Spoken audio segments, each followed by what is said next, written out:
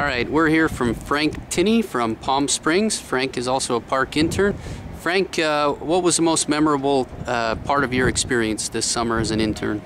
I think part of what is most memorable is the culture of PARC, where you see a sign walking in that says, "Learning is fundamentally social." So as we enter a research facility, a high-tech research facility, we see that they're all about learning, and that we experienced as a group of interns the same collaboration for ourselves through that intensive week in producing outcome for a real audience that mirrors the kind of collaboration that the scientists do and that we would love to see in schools. So in terms of that learning experience, if you think about professional development within schools, what are some things that we could maybe learn from the PARC internship experience, some of the elements we might want to reproduce? We would reproduce intensity, we would reproduce moving away from the everyday environment into an environment that is full of new ideas for the learning group of professional educators to process and to discover together how they might apply to the educational setting.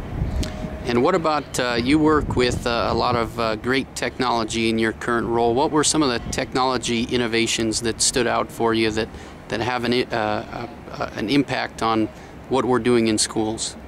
Two things that jump out first. One is Ubicom, the ubiquitous computing environment in which it's the sea in which we swim. It's all around us, not something that we go to or see as extra. It's just part of our environment.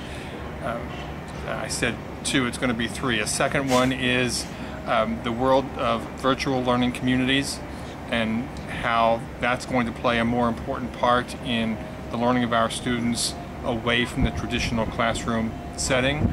And the third was the smart computing, the ability of the artificial intelligence of computers to understand and learn from student responses to be able to itself make the choices to deliver appropriate learning experiences for those students.